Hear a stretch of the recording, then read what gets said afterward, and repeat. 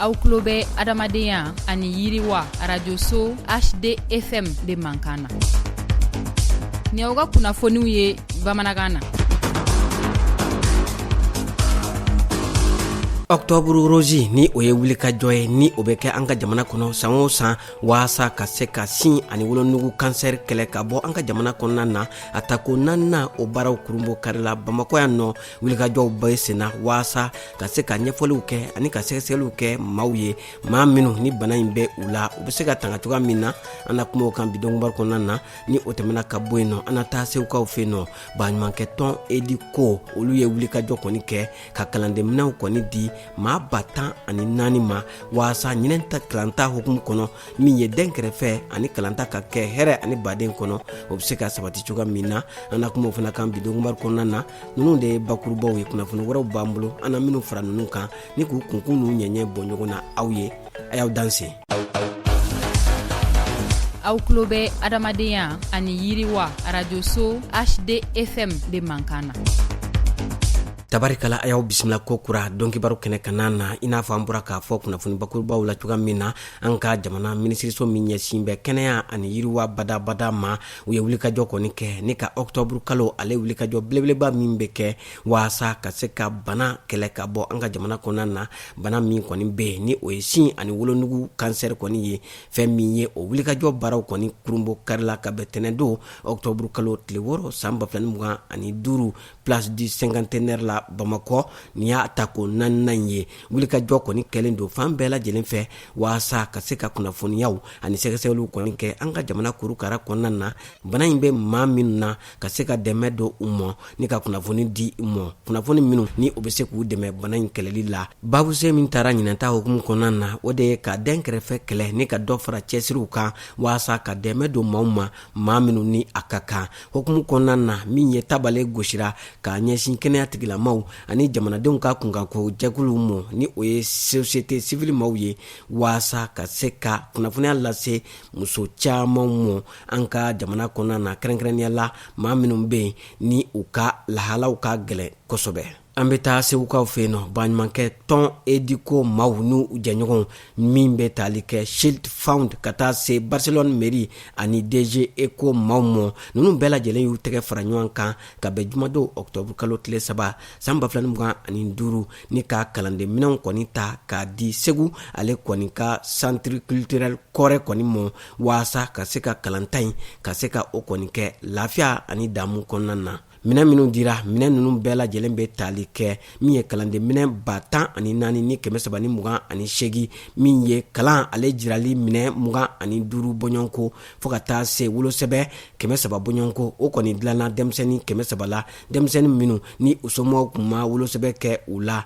minnu musaka bɛɛ lajɛlen bɛ t'i jɔ sɛfɛ wari $77,000 la min kɔni kɛkun tɛ dɔwɛrɛ ye ka se ka kalanden 14 ni 300 bɔɲɔnko ka se ka lafiya di olu mɔ kalan nasira fɛ Segu marabolo kɔnɔna na kolon min sigira diɲɛ tɔnba Nations Unies fɛ waasa ka se ka wulikajɔ kɔni sabati ka dɛmɛ don maaw ma maa minnu ni olu kɔni bɔra u ka jamanaw la ka sababuya kɛ basigibaliyaw ye n'an k'u ma ko refugees o kolon in olu ka ko ɲɛnɛbɔ jɛkulu ka sigi ko 76 o kɔni baaraw dayɛlɛla ka bɛn tɛnɛndon octobre kalo tile 6 ma min ye Genève susikaw kɔni fɛ yen nɔ u ka palais des nations na ni kɛnɛ belebeleba in kan jamana minnu ni olu kɔni bɛ nin tɔn in kɔni kɔnɔna na olu ka cidenw kun bɛ yen nɔ an'u jɛɲɔgɔn jɛkulu fo ka taa se diɲɛ tɔn belebelebaw mɔ ka taa se buna adamadenya dɛmɛ jɛkuluw kɔni mɔ ninnu bɛɛ lajɛlen nana nin kɛnɛ in kɔni kan waasa ka se ka gɛlɛya minnu bɛ buna adamadenya la diɲɛ kɔnɔ ka se ka o gɛlɛyaw kɔni kɛlɛ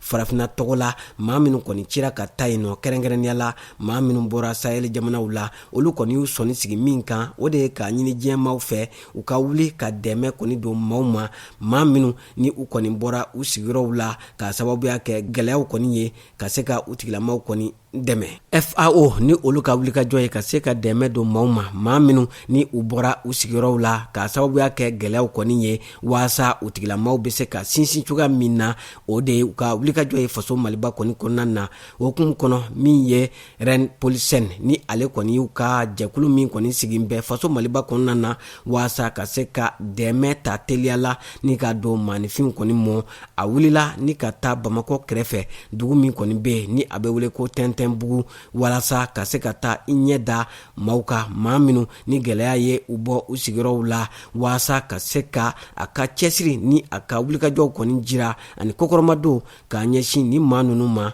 waasa u ka baloko olu bɛ se ka sabati cogoya min na. Fɛn min ye yiriwa badabada o bɛ se ka sɔrɔ an ka jamana kɔnɔ cogoya min na. An bɛ taa Moptikaw fɛ yen nɔ. Save Children maaw olu kɔni ye u ka ŋaniya ɲumanya jira k'a ɲɛsin Mopti ale kɔni dugukɔnɔmaaw bɛɛ lajɛlen ma ɲinɛ kalanta ale kɔni hukumu kɔnɔna na. Fɛn min ye ɲɛnajɛ belebeleba min kɔni sigira Moptikaw fɛ yen nɔ waasa ka se ka kalanta ale baaraw kɔni kurunbɔ kari ni o kɛnɛ ɲɛmaaya kun bɛ Mopti ale gouverneur kɔni bolo. Fɛn min ye jɛkulu kofɔlen olu kɔni ye a jira k'a fɔ k'u ka laɲini de ye ka se ka kalan kɔni sinsin ni ka den kɛrɛfɛ kɛlɛ ka bɔ kalan kɔnɔna na ni ka kalan ɲuman kɛ denmisɛnninw kɔni kunna kɛrɛnkɛrɛnnenya la yɔrɔ min kɔni bɛ ni basigibaliya ɲɔɲɛnen don o yɔrɔw la. An ka jamana kunnafoniyaw kɔfɛ an bɛ taa min ye Yemen jamana kɔni na. Fɛn min ye diɲɛ kelenya tɔnba ONU olu kɔni y'a jira k'a fɔ ko banbanci jɛkulu min kɔni bɛ ni a bɛ wele ko Houthis ko olu kɔni ye min ye ONU ale kɔni baarakɛla 9 bɔɲɔgɔnko k'u ye olu kɔni minɛ ka fara kɔrɔlenw kɔni kan ko o bɛ maa minɛta kɔni kɛ maa 53 ye ONU baarakɛlaw la kabini san 2021 na. Aw tulo bɛ adamadenya ani yiriwa arajoso HDFM de Mankana. An bɛ taa Gaza ale kunnafoniyaw la ko min ye degun kɔni donnen don u ka dɔgɔtɔrɔsow la. Fɛn min ye ko n'i y'a ta k'a lajɛ diɲɛ tɔn belebeleba min kɔni bɛ yen nɔ ni o ye UNICEF ye olu kɔni ka laseliw la ko dɔgɔtɔrɔsow kɔni caman datugura k'a sababuya kɛ gɛlɛyaw ye ko o gɛlɛya ko kɔni selen don denɲɛrɛninw kɔni ma minnu kɔni b'a la ka jigin dɔgɔtɔrɔsow kɔni na ko denɲɛrɛnin dɔw kɔni jagoyalen don ni ka fiɲɛ samata o mansin ka o tila u ni ɲɔgɔn cɛ ko denmisɛnnin caman fana bɛ minnu b'a la ka jigin ka sɔrɔ u jigin waatiw ma se. An bɛ taa Itali ale kibaruyaw la. Itali jamana olu kɔni ye tabale gosi k'a ɲɛsin diɲɛ kelenya tɔnba ONU kɔni mɔ k'u ka fɛɛrɛ kɔni kɛ ni ka kɛlɛ kɔni sonsoro diɲɛ fan bɛɛ lajɛlen fɛ ka kɛɲɛ ni ɲɛnajɛba min kɔni bolo dalen don san 2026 la ni o kɔni ye Jeux Olympiques ye waasa o jeux ni o y'o ɲɛnajɛ belebeleba in a ka se ka kɛ hɛrɛ ani baden kɔnɔna na ni a kan ka kɛ Milano ka taa se Cortina ma. An lamɛnbaaw an b'aw bɛɛ lajɛlen fo ka bɛɛ lajɛlen waleɲuman dɔn. Aw ka kunnafoniya min lasera aw ma sisan o lasera aw balimakɛ n'aw denkɛ Idrissa Badimi fɛ. Maa min tɛgɛ bɛ nɛgɛw la o ye Salim Jwara ye. A y'aw sɔgɔlen to buna adamadenya ani yiriwa arajoso la. Ni Alahu Taala sɔnna ma a tɛna fɔ a jigi kɔ. A k'an bɛn waati wɛrɛw la.